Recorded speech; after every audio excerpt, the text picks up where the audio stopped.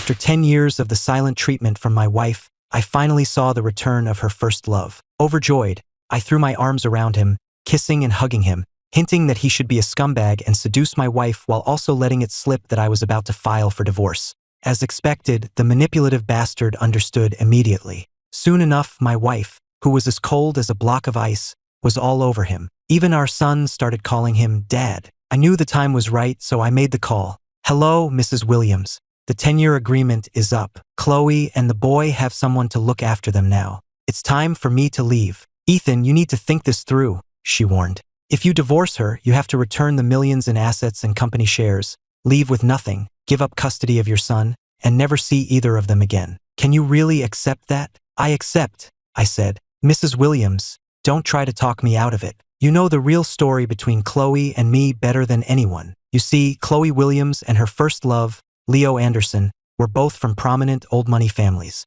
They were childhood sweethearts, each other's first real love. But when Chloe was 20, Leo went abroad for an arranged marriage with another woman. The news drove Chloe to the brink of madness. She was a wreck, crying day and night. To pull her daughter out of her despair, Mrs. Williams found me. I was desperate for money, and she bought 10 years of my life for $5 million, all to help Chloe get back on her feet. From that day forward, Chloe suddenly had me, a relentless suitor, by her side. I wasn't just handsome.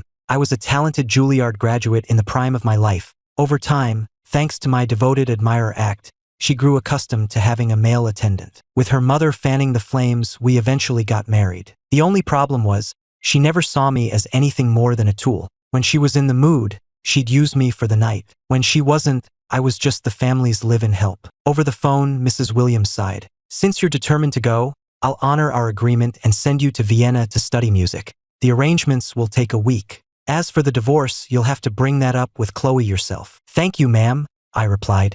The night I planned to ask for the divorce, I made dinner just like any other day. It's getting chilly, so I made some chicken soup. "You and Tyler should eat while it's hot." "I already ate," Chloe said dismissively, not looking up from her phone. "I was catching up with Leo." Our son, Tyler, scowled with an expression of pure annoyance. "Soup again? I told you I wanted fried chicken." "Tyler, fried chicken isn't healthy," I said. "I don't care. Uncle Leo gets me fried chicken. You just don't feel like making it." Tyler threw the fork I offered him onto the table. "No wonder everyone says you're a useless loser. You can't even make fried chicken. You're not worth a single hair on Uncle Leo's head." Hearing those childish but venomous words from my own son was like a dagger through my heart. I slowly turned to Chloe, but her reaction was even more chilling. "He's just a kid, Ethan. Don't take it personally," she said with a brief, indifferent glance before adding, "Tyler, don't speak to your father that way. See? I told you." Tyler jeered, making a face before bolting upstairs. He doesn't even dare to argue back. What a pathetic loser. In an instant, the room fell silent. The silent treatment began as usual. With a sigh, I pulled the papers out from under the coffee table. Chloe was still glued to her phone, but now her brow was unfurrowed, a look of pure contentment on her face. I didn't need to guess. She was messaging Leo. That genuine, heartfelt joy was something I hadn't seen once in our 7 years of marriage. I gave a bitter smile and placed the agreement on the table. It didn't matter anymore. Once she signed, Chloe and I would be done, and I would finally be free. "Chloe, let's get a divorce," I said calmly, as if discussing the weather.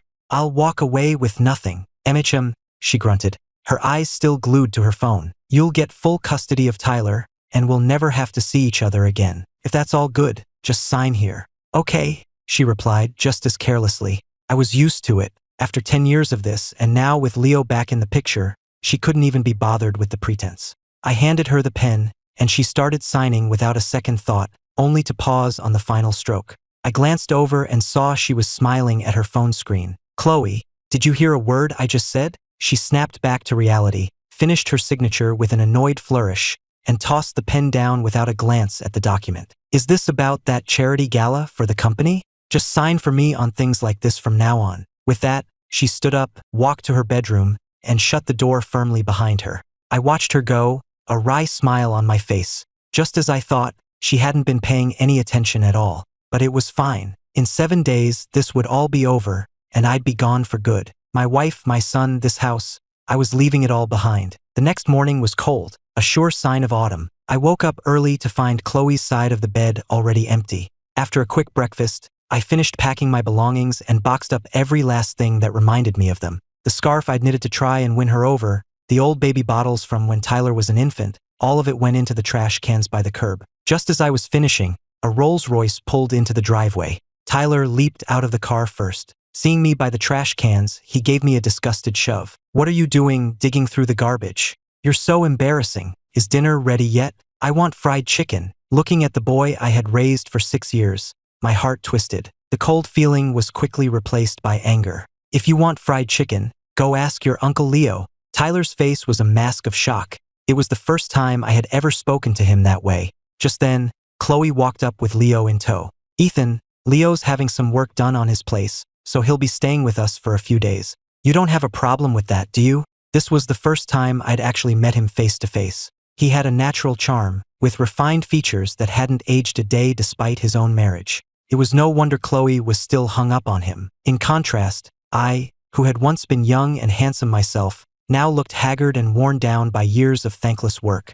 "Hurry up and help Uncle Leo with his bags. Did you hear me, you bad dad? If you don't, I won't like you anymore," Tyler demanded. I sized up Chloe and Leo. "Sorry," I said flatly. "I think I just pulled something. Can't lift anything heavy." A flicker of coldness crossed Leo's eyes before he put on a show of embarrassment. "You know what, maybe this is a bad idea. It seems Mr. Clark isn't comfortable with this. I'm so sorry." He made a show of turning to leave, but Chloe grabbed his arm. "Don't be silly. I'll help you with your bags. You're staying here, and he won't have a problem with it." I watched the scene unfold and let out a small, humorless laugh. "That's right. You can even have our room. I have no objections." What difference did it make? From the way Chloe was acting, this house would belong to Leo soon enough anyway. At my words, Chloe rushed to help him with his luggage, as if terrified he might change his mind. Tyler, ever the dutiful son, ran over to grab a large bag himself. The three of them walked toward the house,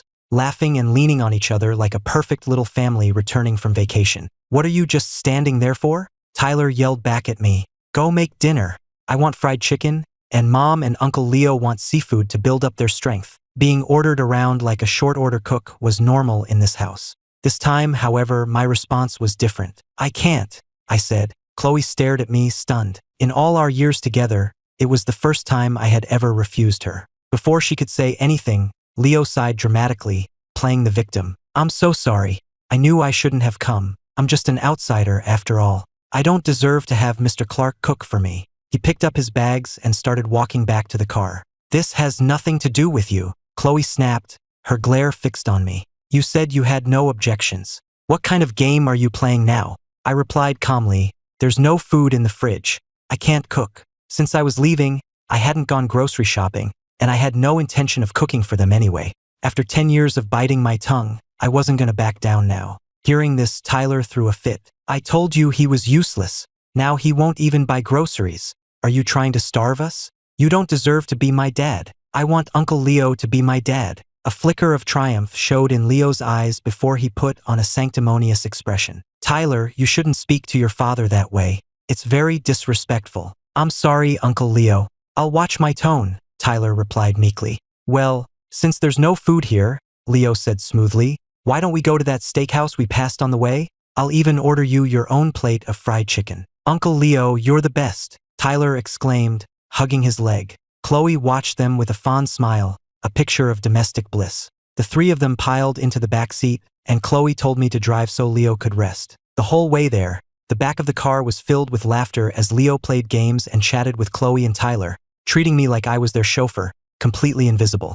"Mr. Clark," Leo said, his voice loud enough to make sure I heard, "Chloe and I are just reminiscing. I hope you don't mind. You wouldn't know any of the people we're talking about, so it's not really a conversation you can join." I just grunted in response, my eyes fixed on the road. "I don't need to know, and I don't want to." Half an hour later, we were seated at the restaurant. Chloe took the menu and immediately told the waiter, "Leo will have the filet mignon, medium rare, and no black pepper, please." Even after 10 years, she still remembered exactly how he liked his steak. Then, for the first time in our entire marriage, she turned to me and asked, "Ethan, what kind of steak do you want?" "I don't eat steak," I replied quietly. She looked genuinely surprised. After 10 years, I knew every single one of her preferences, but she didn't even know I disliked steak. "You all enjoy your meal. I'm leaving." I had dropped them off. There was no reason to stay and torture myself further. None of them tried to stop me. They just watched in perfect, silent agreement as I walked out of the restaurant. I was a few blocks away when I realized I still had the car keys, so I headed back. Before I even reached the door, I could hear someone inside gushing, "Isn't that Chloe Williams? What a beautiful family. Is this handsome gentleman your husband? I can see why you keep him hidden away. You must be afraid someone will steal him." Even though Leo had been away for years, his refined manners and charm quickly captivated the other patrons. Everyone seemed instantly taken with him. I watched them, feeling a brief pang of bitterness before my expression went blank again. Why should I be angry? I was just a plaything Mrs. Williams had bought to placate her daughter, a tool to provide the Williams family with an heir. The contract was ending, the deal was done, and none of this would be my problem anymore. Just then, Leo spotted me through the window. He deliberately speared a piece of steak with his fork and held it gently to Chloe's lips. "Chloe, thank you so much for helping me move today. You worked so hard." "It was nothing," she smiled, opening her mouth for the bite. "Anything for you." Leo leaned in closer, the fork still in his hand, until their faces were inches apart. The gesture was impossibly intimate. The other diners started to cheer. "How sweet. It's like watching a movie," someone shouted. "Kiss her. Kiss her." Tyler chimed in with a mischievous grin. "Yeah, Mom, kiss him. I can't wait. We're in public." "Leo, behave yourself," Chloe murmured, her cheeks flushing, but there was no real heat in her words. Her feigned protest only seemed to excite Leo more. He cupped the back of her head and kissed her. She hesitated for a second before melting into it, closing her eyes and giving in completely. Seeing her shy, receptive posture, I could only sneer. So the Ice Queen CEO wasn't always so cold and distant after all. She was just not interested in me. I had no desire to watch any more of this. I gave the keys to a waiter and walked away for good. "Ms. Williams, a gentleman just dropped these off for you," the waiter said, approaching their table. The two were still cuddled together, looking blissful. But at the waiter's words, Chloe's head snapped toward the door. "What, was he just here?" Leo, seeing her concern, felt a flash of annoyance but covered it with a look of feigned shock. "Oh no, I was just kidding around. Do you think Mr. Clark saw? Will he be angry?" "Don't worry about him, Uncle Leo," Tyler piped up. "He's just our housekeeper. Besides, you and Mom used to date. What's the big deal about one little kiss?" "Tyler, that's enough." Chloe's expression shifted as she cut her son off. She quickly gathered her things and rushed out of the restaurant after me. On the cold sidewalk, Chloe ran up and called my name just as I was about to pull away. For the brief moment our eyes met, I could see the tension in her gaze. She was clearly bracing herself for a confrontation. But the confrontation never came. I just stared at her, my face a complete blank, like still water. "Don't get the wrong idea about what happened back there," she began. "Leo and I were just messing around. It didn't mean anything." When I remained silent, her defensiveness turned to irritation. "Are you blaming me for this? Everyone was egging us on. What was I supposed to do?" "I'm not blaming you," I said, my voice unnervingly calm. "Was there anything else?" Chloe shook her head, stunned into silence as she watched me drive away. For some reason, seeing me leave so calmly gave her a strange, unsettling feeling. Since when had I become so tolerant? Just then, Leo came out to join her, and she pushed the thought from her mind, turning to walk back into the restaurant with him. Later that night, they returned home, their laughter echoing through the house. The moment they were inside, Chloe offered to get Leo some fresh linens and toiletries.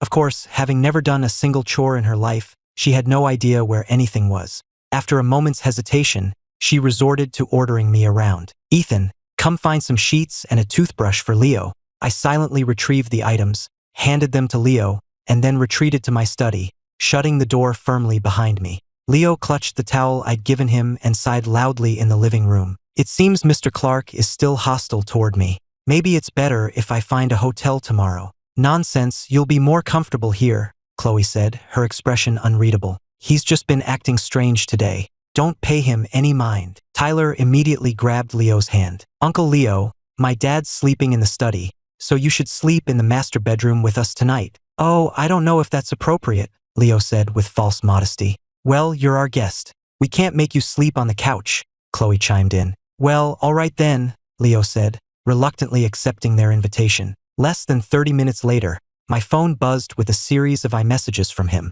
"Mr. Clark, mind if I borrow your razor?" Below the text were several photos. One was of my electric razor on the bathroom counter. and the others were of Chloe and Tyler laughing as they played a board game with him on the bed. "It's used. If you don't mind, be my guest," I texted back. Then I silenced my phone and went to sleep. I was long past the point of caring about his petty games. 2 days flew by. There were only 4 days left until the divorce was final. I had already purchased the new cello I'd need for my studies in Vienna and was in the study practicing. But the constant racket from downstairs made it impossible to concentrate. I went down to find Leo and Tyler roughhousing in the living room. "Uncle Leo, I want to play with the fish.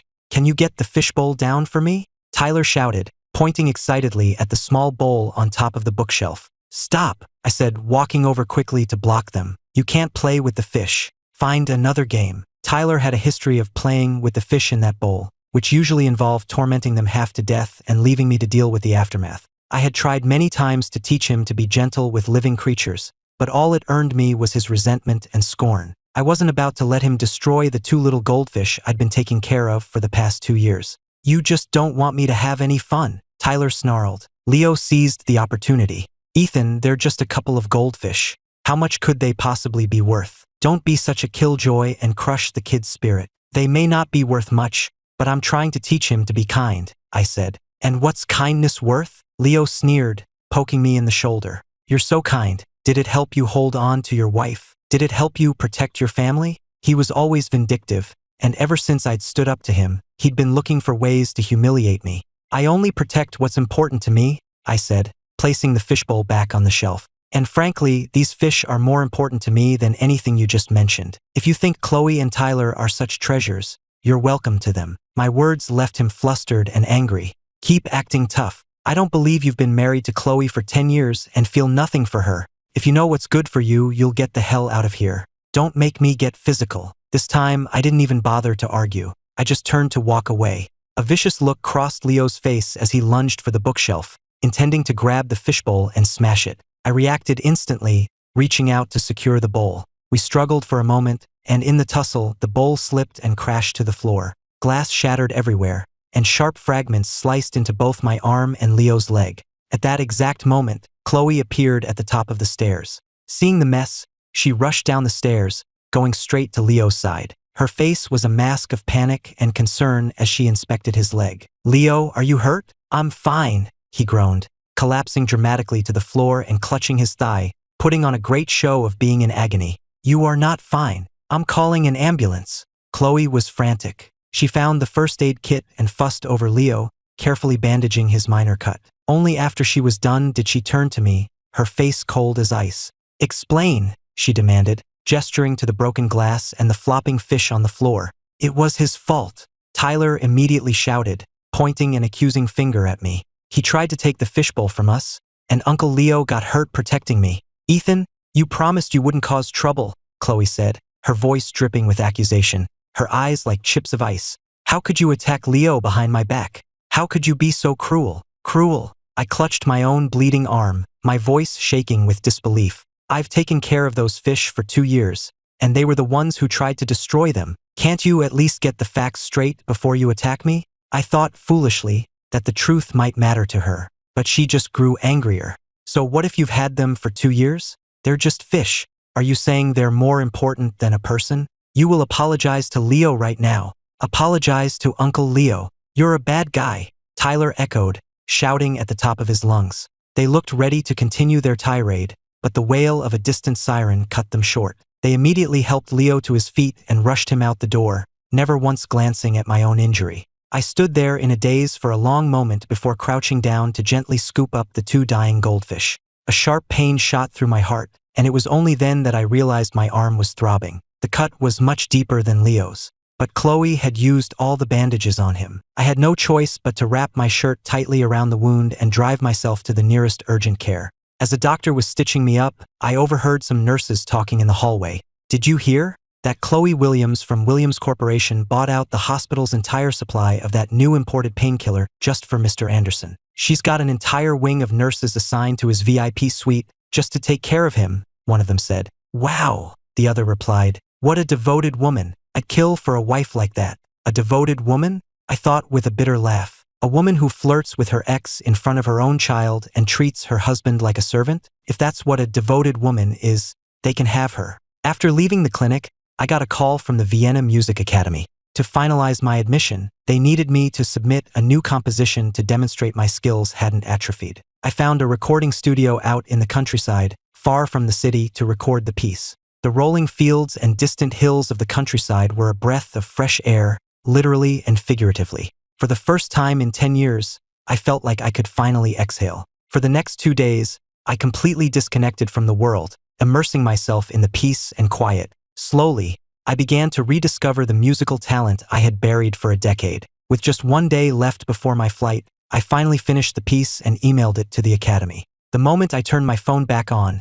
it exploded with over 99 notifications. Missed calls and texts, all from Chloe and Tyler. I was confused. Wasn't she busy doting on Leo? Why would she be trying to reach me? Puzzled, I drove back home. The moment I walked in the door, the housekeeper and gardener rushed over, looking distraught. "Mr. Clark, thank goodness you're back. There's been absolute chaos here for 2 days. Ms. Williams and Tyler have been asking for you constantly." And then I understood. They didn't miss me. They missed having a servant. With Tyler at school, Chloe had been stuck at home, unable to even make herself a sandwich. She was probably going stir-crazy. "Where were you?" Chloe asked, leaning against the doorframe. Her voice was softer than usual, but still held its characteristic chill. "A recording studio," I said simply. "What were you doing singing?" "Clearing my head," I replied vaguely. She had never shown the slightest interest in my passions before. I wasn't about to start explaining them to her now. After a moment of silence, she spoke again.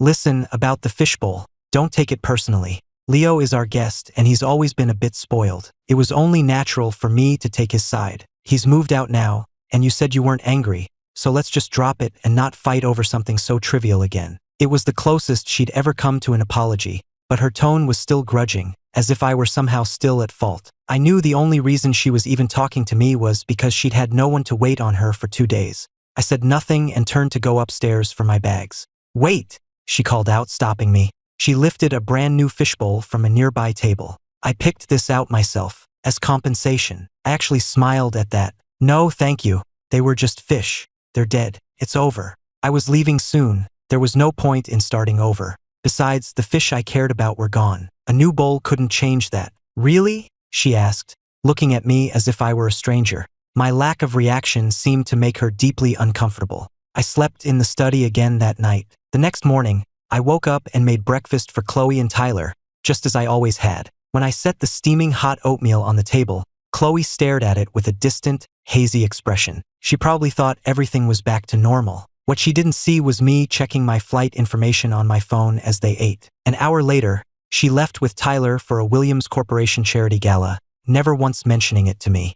I knew why. Leo would be there. Inside the glittering ballroom, the city's elite mingled and laughed. Chloe, dressed in a stunning gown, found a seat for Tyler and then immediately went to find Leo. A short while later, I entered the ballroom myself. I was there to pick up my visa and travel documents from Mrs. Williams. As I made my way through the crowd, I caught snippets of conversation. "Look, Tyler's mom is with Leo Anderson again. She's always been so devoted to him. I heard she bought him a custom yacht worth millions to make up for that little accident the other day. It's amazing, isn't it? Even after all these years, she's still completely hung up on him. I remember when they were kids, she used to follow him around like a puppy, baking him cakes. If he said he didn't like one, she'd throw it out and start all over." Then one of them turned to Tyler. "Hey Tyler, since your mom likes Uncle Leo so much, why don't you let him be your new dad?" The group roared with laughter. Tyler puffed out his chest proudly. "I like Uncle Leo. I've wanted him to be my dad for a long time." His eyes then landed on me, standing a short distance away, and his expression soured. "What are you doing here, you bad dad? Nobody wants you here." His outburst drew the attention of a few other spoiled socialites, who gathered around to watch the drama unfold, their eyes gleaming with mockery. Well, if it isn't Chloe Williams's useless husband. "You hurt Mr. Anderson the other day, didn't you? Are you here to start more trouble? She only married you out of pity. Don't think for a second that you actually belong in the Williams family." Another one sneered. "Do everyone a favor and get lost before you embarrass yourself further." The insults kept coming, a chorus of voices telling me to leave.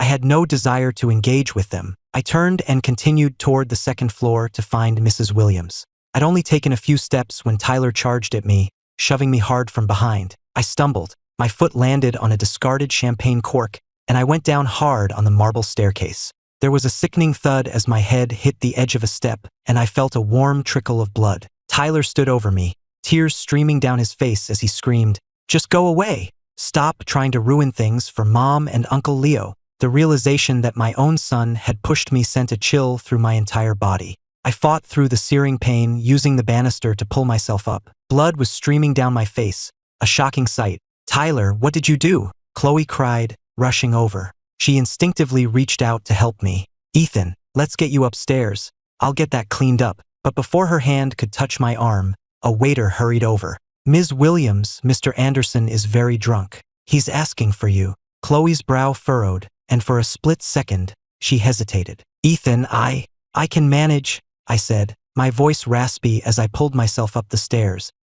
Go to Leo. Tyler's already heading that way, you don't want to lose him." A flicker of panic crossed her face. My calm acceptance felt less like forgiveness and more like complete and utter indifference. "Mom, hurry." Tyler's voice called from the main floor.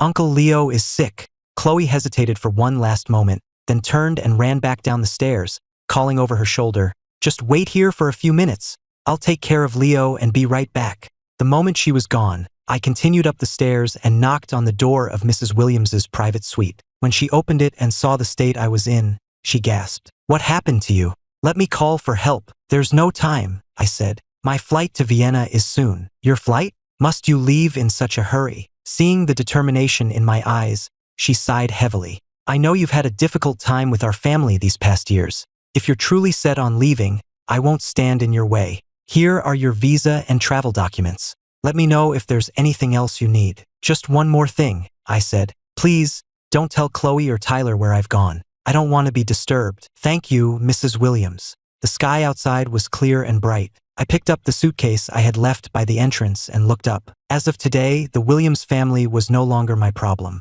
10 years of turmoil were finally over. I was about to start my new life. I took one last look at the opulent ballroom, a final farewell to the man I used to be. Then, without a shred of hesitation, I turned and walked toward the airport. Meanwhile, back in the ballroom, Leo was whispering something to Tyler. The moment he saw Chloe approaching, he slumped back in his chair, feigning drunkenness. "Mom, Uncle Leo passed out," Tyler cried, tugging on her arm. "You have to get him to a room so he can rest." It took all of Chloe's strength to get Leo up to a private room and onto the bed. But as she turned to leave, his eyes snapped open. He drunkenly wrapped an arm around her neck. "Chloe," he slurred, "why don't we stay here for a while?" He pulled her down, rolling her onto her back on the bed. Chloe's face flushed. You're not drunk." "How could I be drunk when you look so beautiful tonight?" Leo murmured, his fingers finding the zipper on her dress. He leaned in to kiss her, but she put a hand on his chest, stopping him. "Not tonight," she said. "Ethan is hurt. I have to go check on him." "We might not get another chance like this," Leo purred. Under his persistent advances, Chloe's resolve crumbled, and she gave in. 2 hours later, the gala was over. Chloe searched the entire hotel, but I was nowhere to be found. Annoyed, she hurried home. She called my name, but only the housekeeper answered. "Ms. Williams, Mr. Clark never came home this afternoon." "What?" Chloe's annoyance quickly curdled into anger. "Usually, if I got hurt, I'd patch myself up and be right back to cooking and cleaning for them. I never stayed out. But today, I hadn't waited for her, and I hadn't come home. What kind of game was I playing?" "Find him and bring him back here right now," she ordered the staff. "Tell him to stop this childish tantrum." She then stormed off to her bedroom. The moment she opened the door, she froze. My books, my clothes, even our wedding portrait that had hung on the wall, every trace of me was gone. I sometimes threw out old things when I cleaned, but this was too much. A strange feeling crept over her.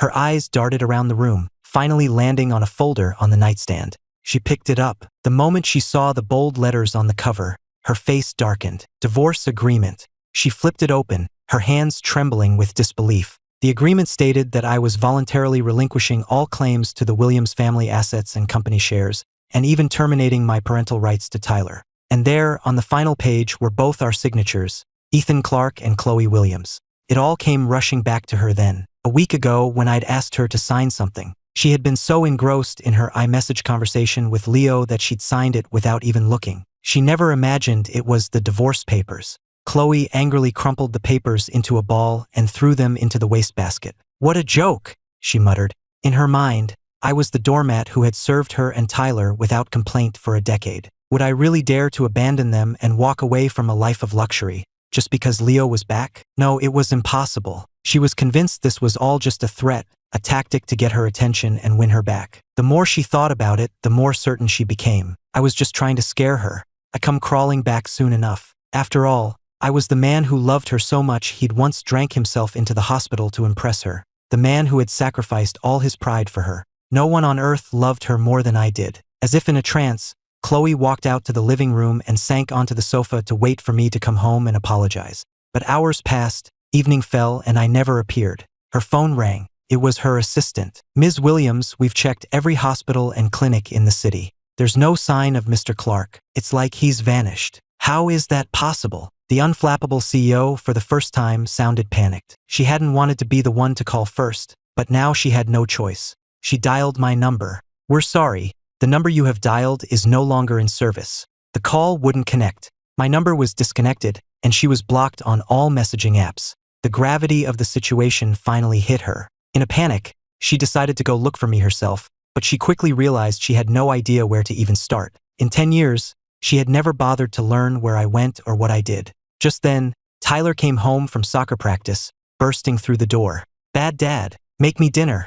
I'm starving." "Stop it," Chloe snapped, her patience gone. "Your father is gone." To her shock, Tyler cheered. "That embarrassing loser is finally gone? Awesome. Mom, can we ask Uncle Leo to move in now? He can be my new dad." He continued on excitedly, spewing a stream of vicious insults about me. His tone so hateful it even made Chloe's blood run cold. She stared at her son, horrified. "Who taught you to speak like that? He is your father." She had known they didn't get along, but she never imagined Tyler's feelings ran this deep. But ever since Leo's return, Tyler's behavior had grown steadily worse, turning him into a little monster. "He doesn't deserve to be my dad. I don't want a pathetic loser for a father." Tyler spat. "He was so embarrassing at the gala tonight. I should have pushed him harder down the stairs. I wish he'd died." "Be quiet." Chloe's face was thunderous. "He raised you for 6 years. How can you say such a horrible thing? Tell me, who has been putting these ideas in your head?" Seeing how furious his mother was, Tyler was terrified.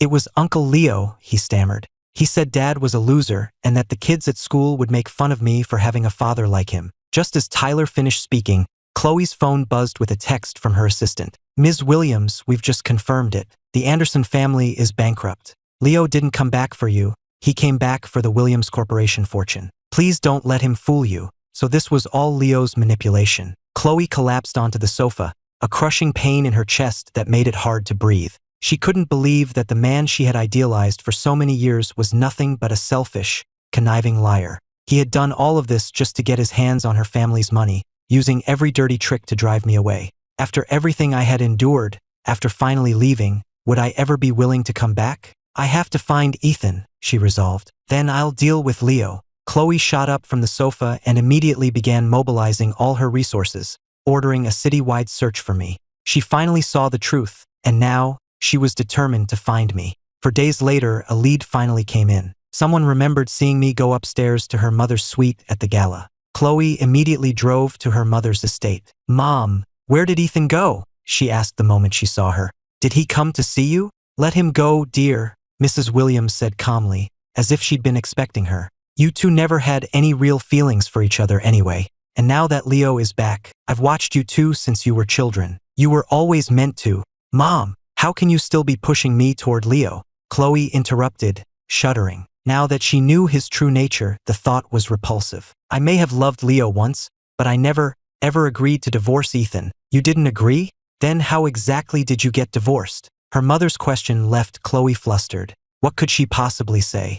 That she'd signed the papers without reading them because she was too busy texting her old flame? That she hadn't even been listening to a word I said? Thinking back on how I had always treated her versus how she had treated me, she was flooded with guilt. For 10 years, I had cared for her and Tyler more attentively than her own parents, catering to their every whim. When she was irritable, I would spend all day trying to make her smile. When she had no appetite, I would bring her a different snack every half hour until I found something she liked. She couldn't imagine how she would have survived the last decade without me. Leo may have been her first love, but he was only using her. To have thrown me away for someone like him was insane. Seeing her daughter's distress, Mrs. Williams sighed and pulled a contract from her desk drawer. Fine. You might as well know the whole truth. When Leo left you, you were destroying yourself. I couldn't bear to watch it, so I found Ethan to help you through that difficult time. Her mother slowly explained the whole story. I had desperately needed money for the medical bills of my old orphanage director, and for $5 million, I had agreed to take care of Chloe for 10 years. Mrs. Williams had hoped that after we married and had a child, we would grow to love each other. But then Leo returned, and to clear the way for them, I had voluntarily walked away from everything, promising never to set foot in their lives again. Her mother kept talking, but Chloe couldn't hear her anymore. Her body began to shake, her knuckles turning white as she gripped the contract. 10 years. All those years of kindness and devotion, were they just part of a job? Our marriage, our son. Was it all just because of a few cold pages of a contract? Had I never loved her at all? Was that why I had left so easily the moment Leo returned? Impossible. If it was all fake, why would I have cared for her and Tyler so devotedly? She tried to deny it, but the truth washed over her like a relentless tide, drowning her in its cold reality. She ripped the contract in two and slammed the pieces on the desk, her eyes wide with disbelief. Mrs. Williams watched her daughter unravel and sighed. She had never imagined it would come to this. Her daughter, who had always been so composed, had only ever lost control twice in her life, once when Leo left, and now because of me. If she couldn't find me, her mother feared what she might do. Chloe looked up, her eyes blazing with a desperate fire. Mom, you have to tell me where he is.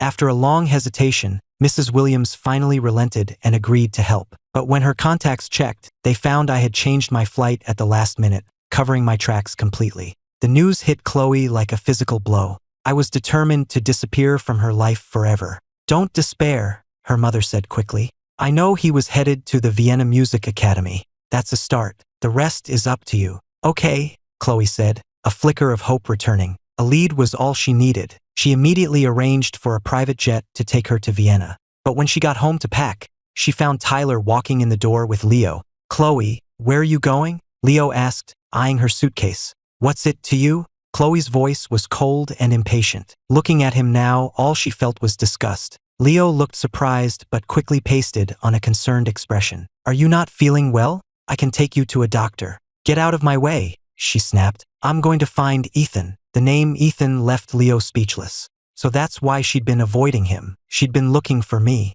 What on earth had I done to make her so obsessed? Cursing me under his breath, Leo collapsed to the floor, clutching his leg. Chloe, my leg. The cut from the fishbowl must be infected. It hurts so much. You have to help me. This time, however, Chloe walked right past him without a second glance. Mom, Tyler cried out. Don't you like Uncle Leo? Why are you going after that loser?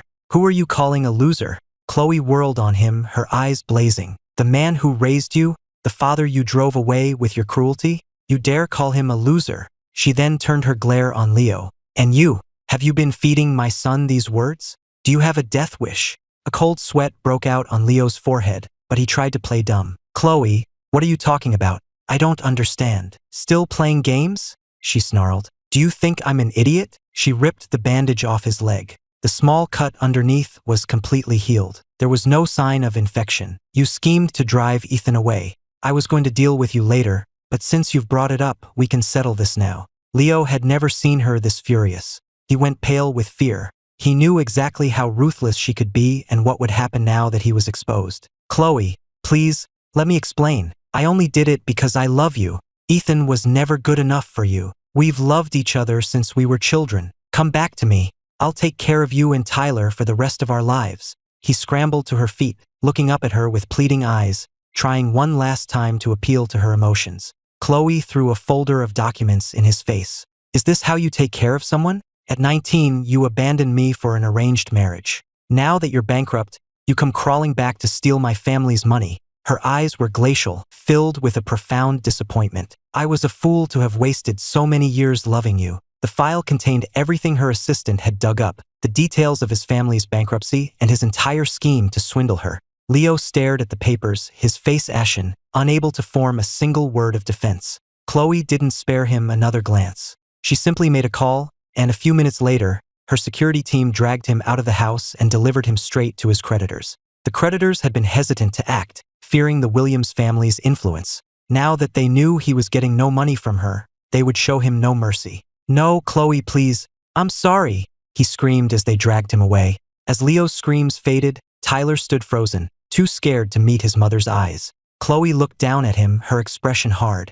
I have spoiled you for far too long. Now you're coming with me. We are going to find your father, and you are going to apologize. 2 weeks later, in Vienna, I had just finished an intensive month-long course and was taking a walk near the academy. I soon noticed that Maya Quinn, a classmate, was walking a few paces behind me. We had bonded over the fact that we were both from Chicago and had become fast friends. Ethan, you have to see this, she said, running up to me with her phone. Your ex-wife is all over the news.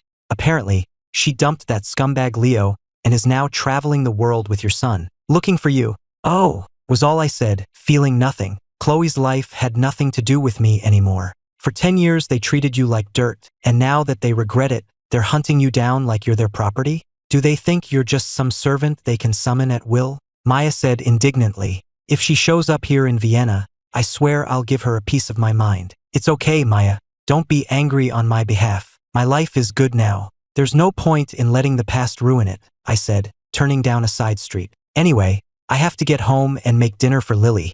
I'll see you later. Okay, see you tomorrow. The Austrian evening was beautiful, with a painted sky and the clean smell of rain in the air. I walked back to the small house I was renting just off campus. It wasn't large, but it was cozy. I spent my free time there tending to the small garden and playing the piano. Life was peaceful. Uncle Ethan, you're home, a sweet voice called out the moment I stepped inside. Lily came running out of the kitchen, nearly tripping on the adult-sized apron I'd bought for myself, which was comically large on her. You silly girl, why are you wearing my apron? I asked, steadying her with a helpless smile. I made your favorite pasta, she announced proudly. You work so hard at your classes every day, Uncle Ethan. I don't want to be a burden. Looking at her smudged face and sauce-stained hands, I felt a lump form in my throat. Lily was an orphan. We had known each other back at the group home in Chicago. She was adopted by a European couple when she was 6, and we lost touch. I later learned they had died in an accident, and Lily had fallen through the cracks,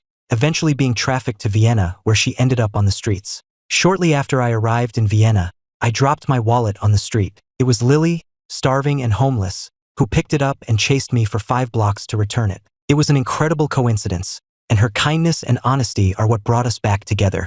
Uncle Ethan, why are you crying? Lily asked, reaching up with her small hand to wipe my cheek. I'm not crying, I said, turning away quickly. Just got something in my eye. If you're not crying, why is your face all scrunched up like this? She asked, mimicking my expression adorably. I couldn't help but laugh and pat her on the head, my heart swelling with affection. For 10 years, I had slaved away for my so-called family. I waited on Chloe hand and foot, and she barely ever looked at me. I cooked balanced meals for Tyler every single day, even when I was sick with a fever. But no matter what I did, they never showed an ounce of concern for me. They didn't even know my favorite food. And now, here was this little girl, no relation to me at all, and I was utterly touched by her simple act of kindness. I suddenly wished, with all my heart, that Lily was my daughter. Come on, Lily, let's go eat. Okay. I took her small hand in mine, and we were about to head into the kitchen when we heard footsteps approaching from behind. I turned, and my heart sank. It was them,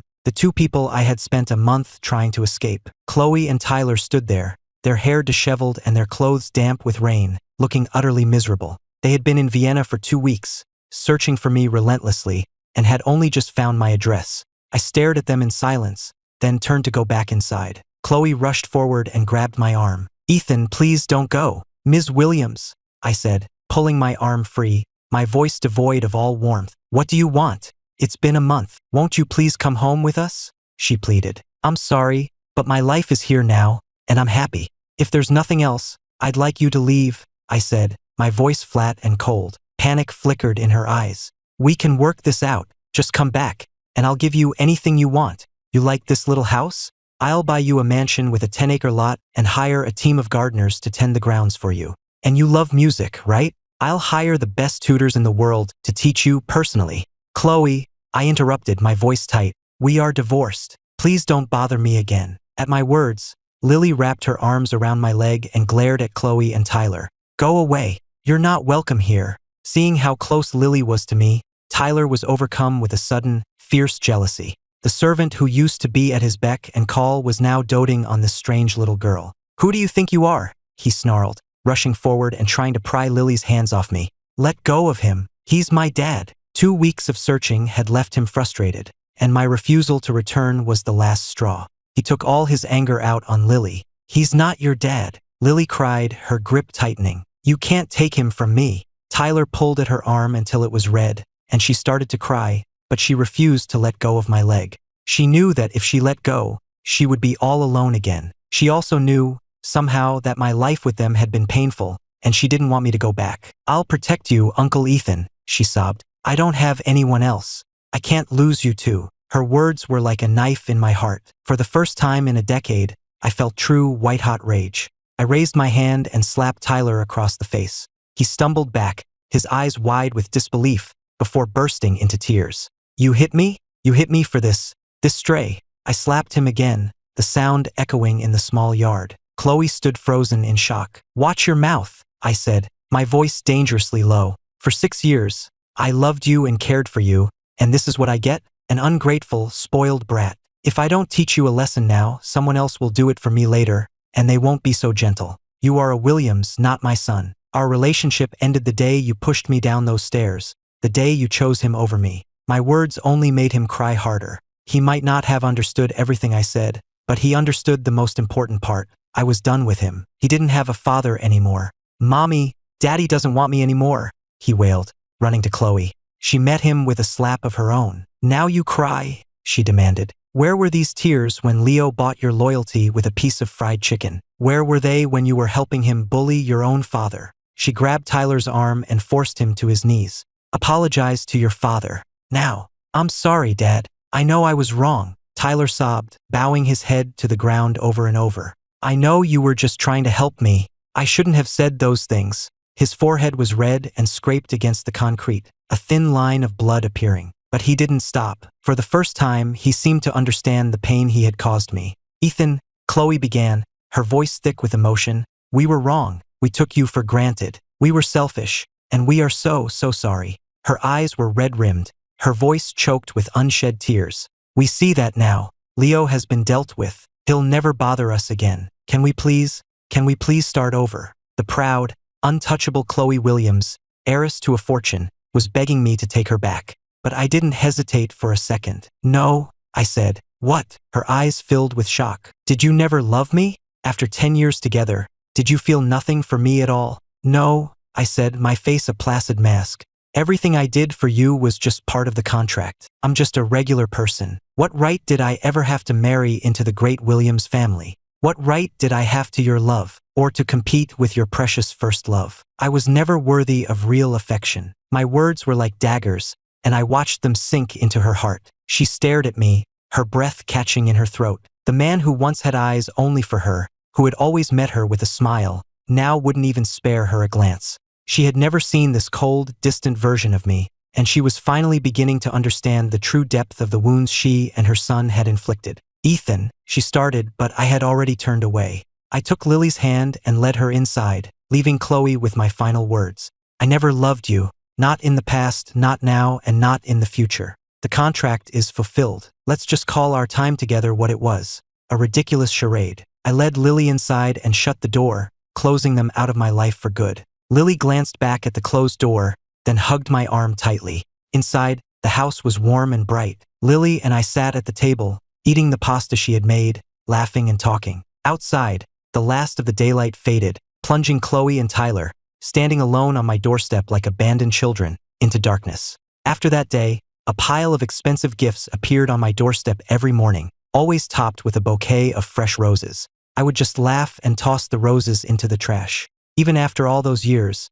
she still didn't know that I hate roses. I left the gifts untouched on the porch. A week later, she showed up again. It was the same thing all over again. Apologies, regrets, begging. I finally got tired of it and called the authorities. I'm sorry, ma'am, the officer told her sternly, but your visa has expired. We have to escort you to the airport for immediate deportation. Furthermore, the officer added, due to your repeated harassment of Mr. Clark, any future visa applications will be denied without his express consent. Defeated, Chloe had no choice but to leave Vienna. In the months that followed, life for Chloe and Tyler became increasingly difficult. Without their live-in cook and housekeeper, Chloe couldn't manage a single decent meal, and Tyler grew tired of takeout. The new chefs they hired never got their ridiculously specific orders right. The housekeepers they employed were all too sensitive. One sharp word from either Chloe or Tyler and they would quit on the spot. Every day, Tyler wrote a new apology letter, saving them all in a box, hoping he could one day give them to me.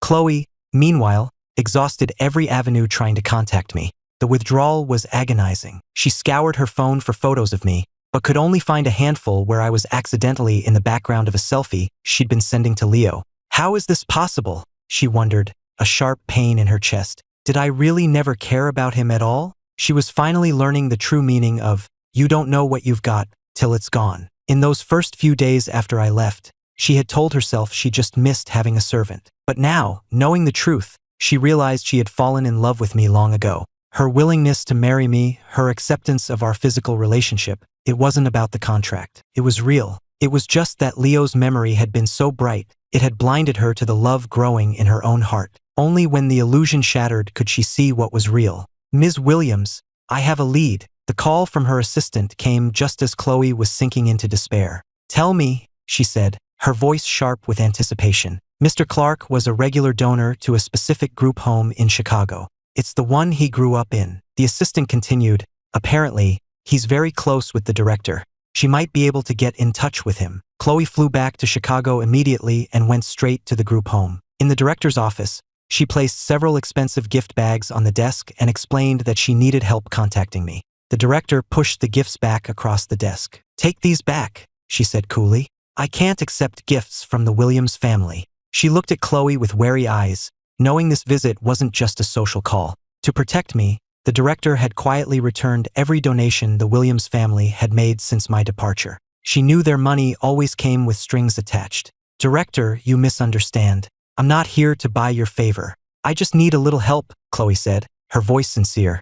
I have no way of contacting Ethan. Could you please call him for me? Just tell him I have something important to say. Ms. Williams, let's not play games, the director said softly. You were married to him for 10 years and you can't reach him. What makes you think an old woman like me can? Chloe's assistant held his breath. He had never heard anyone speak to his boss that way. The old Chloe would have flown into a rage. But now, she simply bowed deeply. Director, I was foolish. I took Ethan's love for granted. All I want now is a chance to make it right. Please, just give me that chance. Seeing her so humbled, the director sighed. Ms. Williams, I'm not trying to be difficult, but Ethan only agreed to marry you in the first place to pay for my cancer treatments. He suffered in your house for 10 years because of me. I owe him everything. I have no right to make decisions for him. I hope you can understand that. Chloe's body went rigid. So that was it. That was why I had signed the contract. It wasn't for the money. It was to save this woman's life. For 10 years, I had sacrificed for others, without a single word of complaint. How could one person be so kind, so selfless? After leaving the director, Chloe asked to see the dorms. She wanted to see where I had grown up, to understand my past. Seeing the simple cot I had slept on, hearing the director's stories of my lonely childhood, her heart ached with a fresh wave of pain. I had been abandoned as a baby, growing up without the warmth of a family. When I married her, I must have hoped, for the first time, to have a real home, to feel real love. And she and Tyler had crushed that hope, again and again, until nothing was left. A year passed and autumn arrived again. It was graduation day at the Vienna Music Academy. Free from the drama of the Williams family, I had thrown myself completely into my music, and in doing so had unlocked a level of talent I never knew I possessed. I released 20 original pieces, all of which were met with international acclaim. One song, City of One, became a global hit, earning me millions. At the graduation ceremony, as the dean handed me my diploma and a special award for composition, the hall filled with thunderous applause. After the ceremony, Maya ran up to me, laughing. Ethan Clark, you jerk, you're already this talented, and you still came here to study? What chance do the rest of us have? I had to work for it, I teased back. Unlike some people who are just here for the fancy diploma. I noticed her graduation cap was crooked and reached up to straighten it. She blushed at my touch. So, she asked quietly, what are your plans now? I knew she had developed feelings for me. I was handsome and talented, yes, but I had also looked out for her like a big brother, giving her a sense of warmth and security she hadn't felt in a long time. I think I'm going back to the States, I said, looking out over the campus green. The international adoption process is too complicated. I want to go home so I can give Lily a proper family, and I want to help the director expand the group home. That's a wonderful goal, Ethan. I fully support you,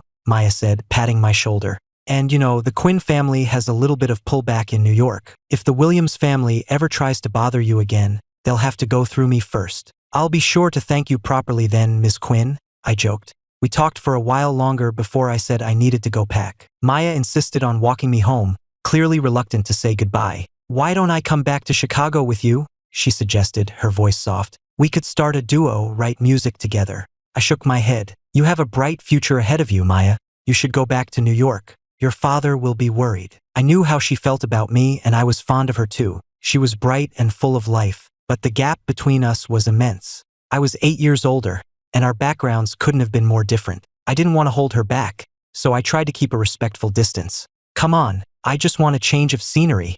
We could look out for each other in Chicago, she insisted, clinging to my arm playfully. I gently but firmly insisted she should go back to New York. Just then, my front door flew open, and Lily came bounding out. Uncle Ethan, Auntie Maya, you're back. Lily had already packed both her and my suitcases and had prepared a huge celebratory dinner. As the three of us ate, I noticed Maya and Lily exchanging secretive glances. Maya gave Lily a little wink, and Lily responded with a subtle okay sign. Uncle Ethan, Lily began, putting down her fork and taking my hand, her eyes wide and pleading. Can Auntie Maya please come to Chicago with us? I like her so much. The trip would be so much more fun with her. Please. I looked at their perfectly coordinated performance and had to laugh. It seemed I was outmatched. 8 hours later, our plane touched down in Chicago. I had already bought a small house with a yard, wanting Lily to have a comfortable place to live. Once we were settled, Maya and I started planning our first concert. For 3 months, we poured everything we had into it, writing, composing, producing, and promoting the show ourselves. We spent long nights in the studio, debating lyrics and perfecting arrangements. That feeling of working toward a shared goal brought me a sense of joy I hadn't felt in years.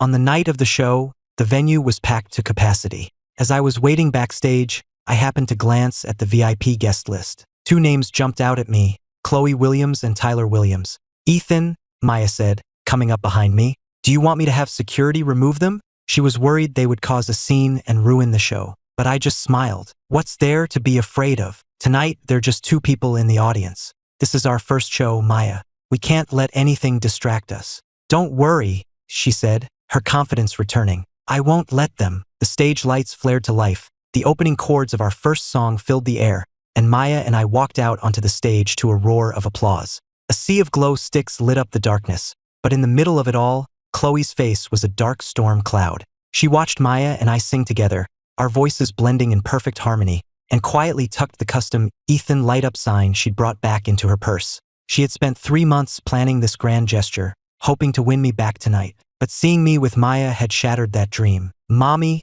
Tyler whispered, his voice trembling, is Daddy going to marry her? He could see the easy chemistry between Maya and me, a warmth he had never witnessed between his own parents. Don't be ridiculous. He wouldn't do that to us. Chloe snapped, trying to sound confident, but a bitter jealousy was already wrapping itself around her heart, squeezing the air from her lungs. The moment the concert ended, before the house lights even came up, Chloe rushed backstage. When she found me, the air between us was not charged with history, but cold with the distance of strangers. Ethan, she called out, hurrying to catch up, you're finally back in Chicago. I've been waiting for you for a whole year. You came back for me, didn't you? We can get remarried right now. Ma'am, I said, stopping and turning to face her, my expression unreadable. This area is for performers only. If you'd like an autograph, the signing table is out front. You'll have to wait in line. My cold, formal tone shattered her last remaining hope. She had believed that if she was just patient enough, sincere enough, I would eventually come back to her. But now she saw the truth. I had moved on. Ethan, you can't treat me like this. I was your wife for 10 years, she cried, grabbing my arm. And what about Tyler? He's your son. You can't just abandon us. That's enough, Maya said, stepping between us. You want him back now? Where were you when you were running around with Leo Anderson? Did you ever stop to think about how Ethan felt then? You can't unscramble an egg, Chloe. Security, she called, her voice sharp and authoritative. Please escort these 2 out of here. Mr. Clark needs to rest. Chloe's composure finally broke. In all her years as the queen of Chicago's social scene, she had never been so publicly humiliated. rejected by me, and now being thrown out by another woman. It's you, she shrieked, her eyes wild. You're the bitch who seduced him. He would never have left us otherwise. I'm going to teach you a lesson. She lunged for Maya, her hands reaching for her hair, but I caught her wrist. I held her wrist in a tight grip, my eyes cold with disgust. Stay away from us. The sight of you makes me sick. Security guards quickly surrounded them and began escorting them out. She struggled and screamed my name, but I didn't even slow down. I was no longer the man who could be swayed by her tears. Thrown out of the venue, Chloe and Tyler slumped against a wall in the alley, completely dejected. They stayed there long after the crowds had gone and the street was dark. A little while later, I emerged with Maya and Lily, laughing as we headed to a nearby restaurant to celebrate. From the shadows of a nearby doorway, Chloe watched us go. She saw how Maya and I flanked Lily, protecting her between us, and saw the pure, unadulterated joy on the little girl's face. Each happy smile was like another needle in her heart. She suddenly realized this must have been how I felt, watching her and Leo together. The bitter, agonizing pain of being on the outside looking in, watching the person who should be yours find happiness with someone else. Ethan, I was such a fool, she whispered, sinking to the pavement, her tears of regret hitting the cold concrete. I'm so sorry. But even then, she wasn't ready to give up. She had to try one last time. Just as she was about to run into the restaurant, a fleet of black sedans screeched to a halt in front of her. Men in dark suits surrounded her and Tyler. Chloe, Mrs. Williams emerged from the lead car, her face a mask of fury. The company is facing a financial catastrophe, and you're out here chasing after a man? Don't even try to explain. You're coming with me right now to deal with this mess. I'll handle things here. Her mother cut her off, signaling for the guards to put Chloe and Tyler in the car. She then walked into the restaurant, came straight to our table and paid our check. Ethan, it's been a while, Mrs. Williams said without preamble, placing a check for $5 million on the table in front of me. You've seen the state she's in. Chloe and Tyler need you. In light of your previous service to our family, I'm prepared to offer you $5 million a year to come back to her, help her run the company, and look after Tyler. I had to laugh, of course. In her eyes, I would always be a tool that could be bought and sold. She didn't feel her family owed me a thing. In fact, she saw this offer as an act of great charity. Her condescending arrogance was a perfect match for her daughters. I'm sorry, Mrs. Williams, I said, pushing her check back toward her. I then took out a check of my own, also for $5 million, and placed it on the table. My debt to your family is paid. But if you feel I still owe you for that initial $5 million, then please, accept this as repayment. Without that contract, I could have made that money and more with my music, and I would have been in control of my own life a decade sooner. What her family gave me wasn't a gift, it was a cage. Mrs. Williams stared at the check, her face twisting into an ugly scowl. She couldn't believe that the obedient young man she had hired all those years ago would dare to defy her so openly. How dare you take that tone with me? I have been more than generous with you, she hissed, slamming her hand on the table. As long as you're in Chicago, you will never be free of the Williams family. Are you threatening Ethan? Maya stood up, placing herself between me and Mrs. Williams, her eyes as sharp as daggers. The Williams family may run Chicago, but that doesn't mean you're above the law. I'm sure you've heard of the Quinn family of New York. Mrs. Williams was livid. The image of her heartbroken daughter made her want to have her men drag me back to their estate. But Maya's powerful presence gave her pause. She knew the Quinns were not a family to be trifled with. Before she could say another word, her own bodyguards rushed into the restaurant, took her by the arms, and began to escort her out. What are you doing? She shrieked, struggling against them. I'm your employer. Our apologies, Mrs. Williams, one of the men said, his voice cold and firm. We're acting on orders from Mr. Williams. Senior, please come with us. At that same moment, Chloe's phone lit up with an urgent text from her assistant. Ms. Williams, it's a disaster. An anonymous source just leaked massive amounts of evidence of tax evasion to the IRS.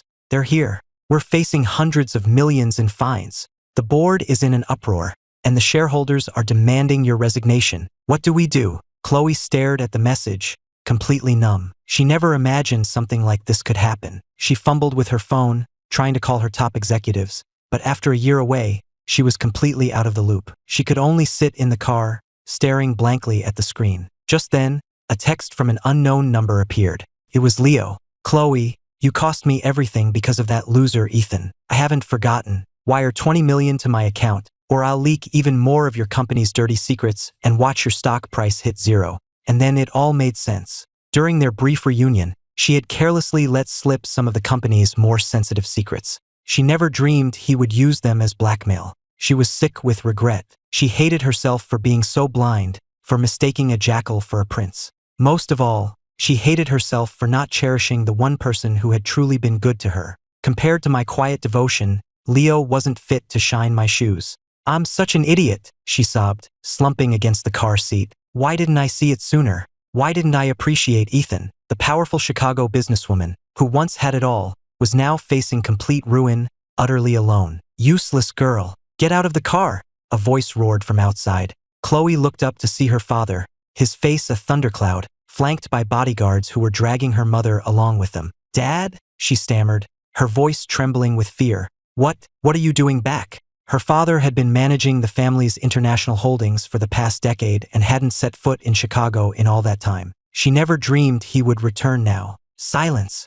I have no such pathetic daughter, her father roared, his whole body shaking with rage. I leave the company in your hands for 10 years, and this is what you do with it? You run it into the ground while falling apart over some man? You have disgraced the Williams name. Bring me the rod, he commanded. One of the bodyguards produced a thick wooden cane and handed it to him. To throw yourself away for a faithless man, to have no self-respect, to violate the principles of this family. With a sharp crack, the cane struck Chloe across the back, tearing through the fabric of her expensive gown and leaving a bleeding welt in its wake. She collapsed to the ground, shaking with pain. To be unfaithful in your marriage, to drive away a good man who bore our family's name, you have no shame. The cane fell again, and a fresh wave of searing pain shot across her back. Tears and sweat mingled on the pavement beneath her. She didn't dare move, knowing her father's temper.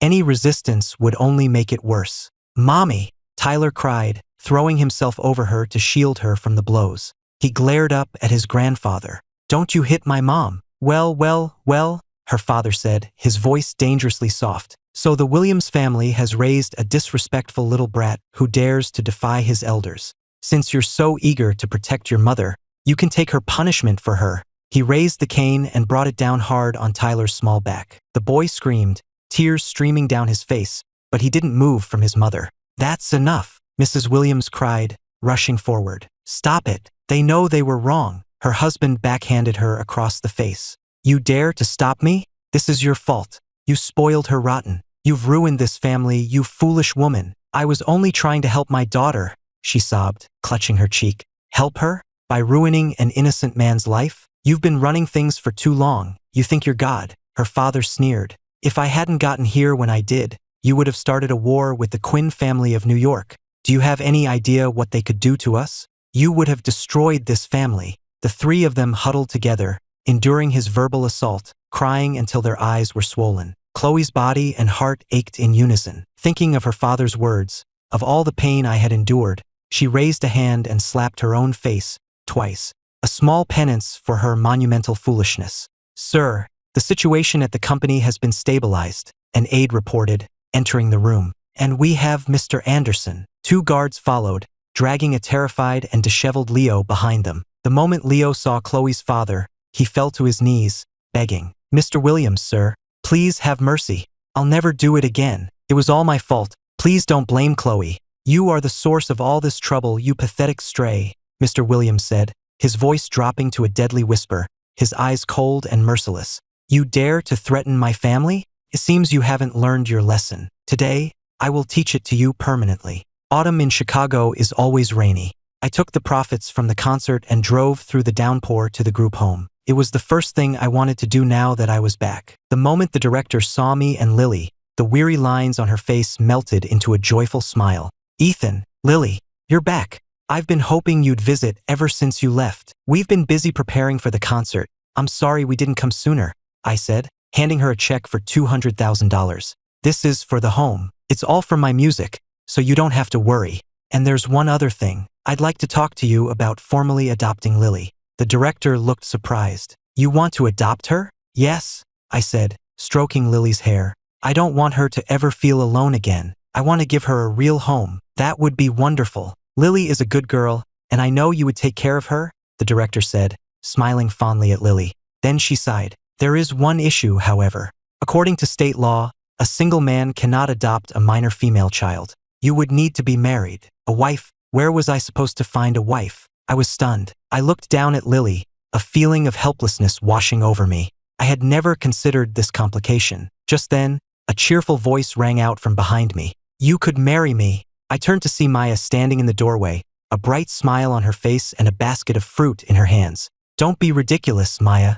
This is serious, I said, waving her off, my face growing warm. I knew she meant it, but I couldn't let her throw her life away just to help me. Despite my protests, the director could see both my desperation and Maya's sincerity. I had told her all about Maya, about her kindness and her down-to-earth nature. A girl like that, she thought, was exactly what a good man like Ethan deserved. What's so ridiculous about it? The director teased. I think you two make a lovely couple. Come on, stand closer together. Let me see. Before I could object, Maya moved to my side, her shoulder brushing against mine. The light, floral scent of her perfume filled my senses, and my heart began to beat a little faster. So, what's the verdict? Maya asked, looking up at the director with hopeful eyes. Perfect, the director beamed. You two look like you were made for each other. Lily clapped her hands excitedly.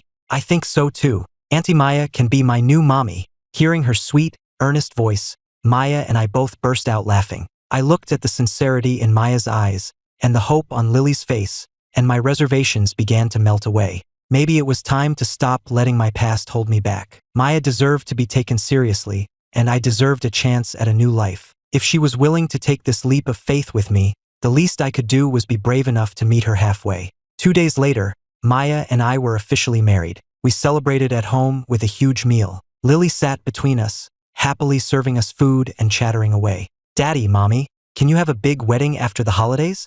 I want to be the flower girl. You're already calling me that? Maya blushed at the word Mommy and gently pinched Lily's cheek, her eyes shining with love. As our new little family was enjoying the moment, there was a knock at the door. I opened it to find Chloe and Tyler standing on the porch. They looked even worse than they had in Vienna, their clothes worn and their hair unkempt. Ethan, please don't close the door, Chloe said quickly. We're not here to bother you. Her voice was quiet and tired. The Williams family is bankrupt. My father has disowned me and thrown me out of Chicago. I may never be back. I wanted to see you one last time to say goodbye.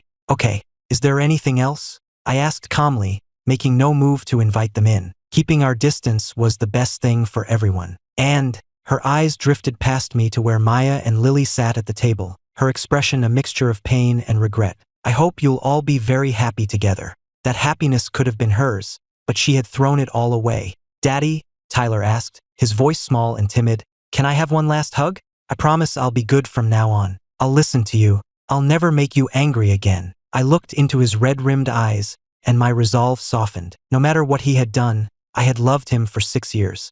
I stepped forward and pulled him into a tight hug. He was so thin, and he trembled in my arms, his tears soaking my shirt. I'm sorry, Daddy, he sobbed, and for the first time, I knew he truly meant it. After a moment, I let him go. Chloe fought back tears as she took her son's hand. We won't bother you anymore. Goodbye, Ethan. Goodbye, Chloe, I said. I hope you find happiness too. I stood in the doorway and watched them walk away, their figures slowly disappearing into the rain. With them went the last lingering tie to my old life. It was finally over. They had paid the price for their actions, and I had a new life to live. I hoped that, in time, the painful memories of those 10 years would fade, becoming nothing more than a distant, unimportant story from another life. The rain began to let up, and a ray of sunlight broke through the clouds. I turned and went back inside, where Maya and Lily were waiting for me, their faces bright with smiles.